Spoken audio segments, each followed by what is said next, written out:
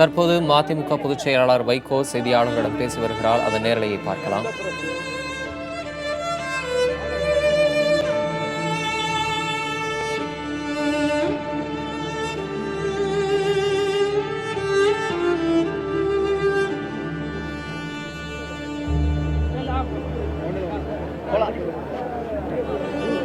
திராவிட இயக்கத்தில்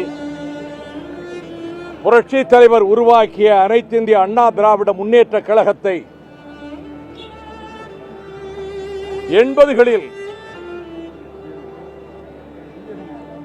கட்டி காக்கின்ற அரணாக அமைத்திட அவரது விருப்பப்படியே இயக்கத்தில் சேர்ந்து கொள்கை பரப்பு செயலாளராக, மாநிலங்களவை உறுப்பினராக, மக்கள் திலகத்தின் மறைவுக்கு பிறகு அந்த இயக்கத்தை எக்கு கோட்டையாக கட்டி காத்து நிர்மாணிக்கின்ற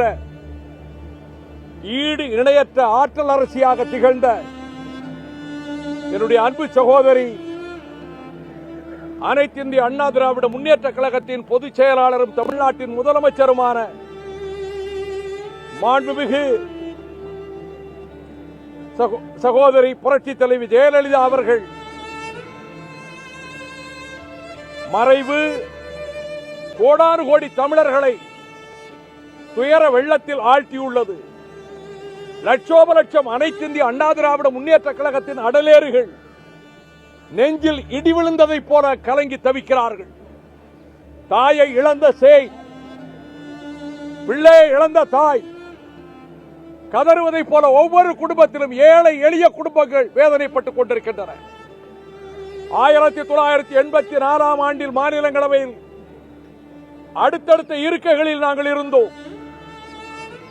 ஆனால் ஒரு உடன்பிறவாத அண்ணனாகவே அவர் பாவித்ததன் காரணமாகத்தான் 2011 நாங்கள் கூட்டணி விட்டு விலகுகிறோம் என்று, தேர்தலை புறக்கணிக்கிறோம் என்று முடிவெடுத்து 19ஆம் தேதி இரவு அறிவித்த போது, மார்ச் மாதம் 20ஆம் தேதி என் நெஞ்சை தொடுகின்ற ஒரு கடிதத்தை கைப்பட எழுதி,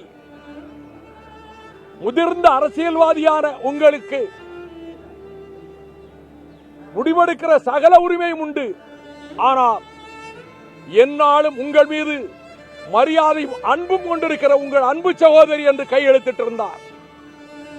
அதனால் தான் 2006ஆம் ஆண்டிலே நடைபெற்ற விலைவாசி போராட்டத்தில் என் அண்ணன் வைகோ என்று நாவலருக்கு பிறகு என்னை உச்சரித்தார். எங்கள் இயக்கத்தின் தலைமையகமான தாயகத்துக்கு புரட்சி தலைவி அவர்கள், ஜெயலலிதா அவர்கள் டாக்டர் நாவலரோடு வந்தபோது அனைத்து இந்திய அண்ணா திராவிட முன்னேற்ற கழகமும் மறுமலர்ச்சி திராவிட முன்னேற்ற கழகமும் ஒரு கொடியில் பூத்த இருமலர்கள் என்று குறிப்பிட்டார். முதலமைச்சராக அவர் சாதித்தது அதிகம்.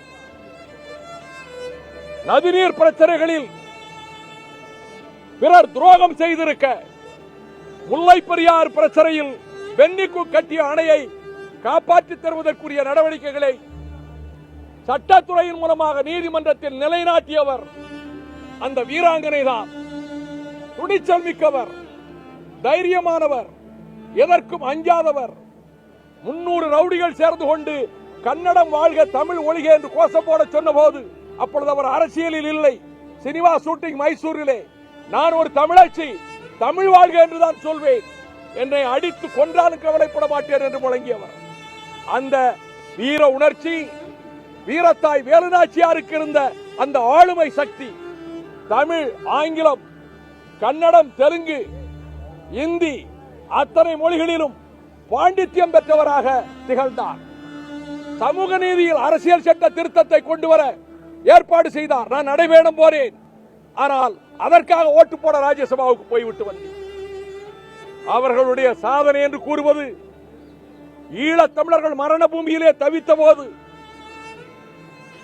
இந்திய அரசு, திராவிட முன்னேற்ற கழகம் பங்கேற்ற இந்திய அரசு லட்சக்கணக்கான தமிழர்களை கொண்டு குவித்து இன படுகொலை நடத்தியதற்கு பிறகு 2011 ஆட்சிக்கு வந்த ஜெயலலிதா அவர்கள் சுதந்திர தமிழீழமே இலக்கு, அதுவே தீர்வு, அதற்கு ரெஃபரண்டம், பொது வாக்கெடுப்பு நடத்தப்பட வேண்டும், உலகெங்கும் நடத்தப்பட வேண்டும், சிங்கள ராணுவம், சிங்கள குடியேற்றங்களும் வெளியேற்றப்பட வேண்டும் என்று தமிழ்நாடு சட்டமன்றத்தில் தீர்மானம் நிறைவேற்றியது மேக்னா கார்ட்டா ஃபார் தமிழ்ஸ்.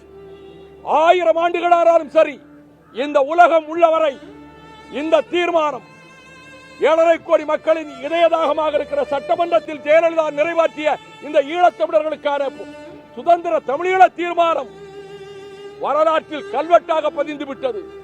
இது ஐநா மன்றத்தில் மனித உரிமை கவுன்சிலில் எடுத்து வைக்கப்படும். அதை போலத்தான் என் இல்லத்துக்கு வந்தார். என் பெற்ற தாய் மாரியம்மாளை பார்த்துவிட்டு என் சொந்த தாயை பார்த்ததை போல நான் உணர்கிறேன் என்று குறிப்பிட்டார். நெருப்பு வெயிலில் நான் நடந்து கொண்டிருந்த போது காரை திடீரென்று நிறுத்தி படிக்கட்டு கூட இல்லாமல் கீழே குதித்து இறங்கி இந்த வெயிலில் வருகிறீர்களே, எங்கே போய் சாப்பிட போகிறீர்கள் என்று கேட்டார். நான் அதையெல்லாம் மனிதாபிமான உணர்வோடு பார்க்கிறேன். என் தாயார் மாரியம்மாள் போன நவம்பர் 6ஆம் தேதி இறந்தார். கைப்பட ஒரு கடிதம், மிக உருக்கமான கடிதம், என் தாய் மாரியம்மாள் மறைவுக்கு துக்கம் தெரிவித்து எழுதியிருந்தார்கள். அவர்கள் உடல் நலம் குன்றி செப்டம்பர் 22 அப்பல்லோ மருத்துவமனையில் சேர்க்கப்பட்டதற்கு பிறகு உயிரை பறிக்கிற செப்டிசிமியா என்கிற கொடுமையான நோயிலிருந்து மீண்டார். பெரிய அதிசயம். நான் அதனால் தான் அவர்கள் நலம் பெற்று வந்தார்கள். ஒன்றை தெரிந்து கொள்ள வேண்டும் தொலைக்காட்சி மூலமாக தமிழக மக்கள், அவர் பேச முடியாமல் இருந்தார் என்று சில பேர் உணர்கிறார்கள்.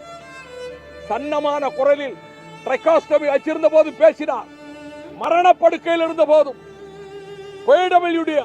சீஃப் செக்ரட்டரி எல்லோரையும் வரவழைத்து காவிரி பிரச்சனையில் சுப்ரீம் கோர்ட்டில் எப்படி அணுக வேண்டும் என்று அனைத்து சட்ட நுணுக்கங்களும் தெரிந்தவராக இதை கூறினார். இந்த உண்மையை உலகத்துக்கு நான் தெரிவிக்க வேண்டும். சாவின் மடியில் இருந்த போதும், உயிருக்கு ஆபத்தான நேரத்திலும் தமிழக வாழ்வாதாரத்தை காப்பாற்ற வேண்டும் என்பதற்காக அவர் பாடுபட்டார். அவர் மீண்டு வருவார் என்று மிகுந்த நம்பிக்கையோடு இருந்தேன். லண்டன் டாக்டர் ரிச்சர்ட் பீலிடம் பேசிய போது she is responding well, she will come out என்று சொன்னார். ஆனால் அவர்களுக்கு கார்டியாக் அரெஸ்ட் வரும் என்று நான் எதிர்பார்க்கவில்லை. இதிலும் மிராக்கிளாக தப்பி விடுவார் என்று நேற்று நினைத்தேன். ஆனால் அவர்கள் மறைந்தார் என்ற செய்தி பேரடியாக தாக்கியது. காரணம், தமிழக வாழ் உரிமைகளை ஆபத்துக்கள் சூழ்ந்திருக்கிற நேரத்தில் தமிழ்நாட்டின் நீராதார உரிமைகளை காக்கின்ற காவல் தெய்வமாக இருந்தவர் போராடினார். ஆனால் ஒன்றை தெரிவிக்கிறேன், அனைத்து இந்திய அண்ணா திராவிட முன்னேற்ற கழகம் ரத்தத்தாலும் கண்ணீராலும் புரட்சித் தலைவர் எம்ஜிஆர் நிர்மாணிக்கப்பட்ட அந்த இயக்கத்தை அதைவிட எக்கு கோட்டையாக நிர்மாணித்தார். எவ்வளவு துன்பம் வந்தாலும் கலங்க மாட்டார். ஸ்ட்ராங் வில்டு லேடி, பயமே தெரியாதவருக்கு தன்னந்தனியாக சட்டசபைக்குள் போனார். அத்தனை எம்எல்ஏக்கள் வெளியேற்றப்பட்ட பிறகு எத்தனையோ கேள்வி கடைகள் வந்தன. சக்கரகாரமான பதில்களை சொல்லி இந்தியாவை திகைத்து போனது. அவர்கள் இன்னும் பல ஆண்டுகள் வாழ்ந்து இந்த தமிழகத்தினுடைய நதிநீர் பிரச்சனைகள், நம் தலைக்கு மேல் கத்தியாக தொக்கிக் கொண்டிருக்கக்கூடிய காவிரி உள்ளிட்ட பிரச்சனைகள், மீத்தேனுக்கு இங்கே கொண்டு வர ஒரு கூட்டம் துரோகம் செய்தது. மீத்தேனை விரட்டி அடித்த பெருமை வீராங்கனை ஜெயலலிதாவுக்கே சாரும். அதனால் தான் சமூக நீதி காத்த வீராங்கனை என்று அன்றைக்கு வீரமணி பட்டம் சூட்டினார். எனவே அண்ணா திராவிட முன்னேற்ற கழகம் ஒரு எஃகு கோட்டை. டெல்லியில் இருக்கக்கூடிய ஆங்கில தொலைக்காட்சிக்காரர்கள் என்னிடம் கேட்கிறார்கள், சிதறி விடுமா, சர்க்கார் கவிழ்ந்து விடுமா? இதெல்லாம் பகல் கனவு. ஒரு காலம் அது நடக்காது. அண்ணா திமுக தொண்டர்கள், புரட்சி தலைவனுடைய அடலேறான தொண்டர்கள், தன்னலம் கருதால் அர்ப்பணிக்கிற லட்சோப தொண்டர்கள் பாதுகாப்பார்கள். எனக்கு பினாங்கு துணை மாநில துணை முதலமைச்சர் பேராசிரியர் ராமசாமி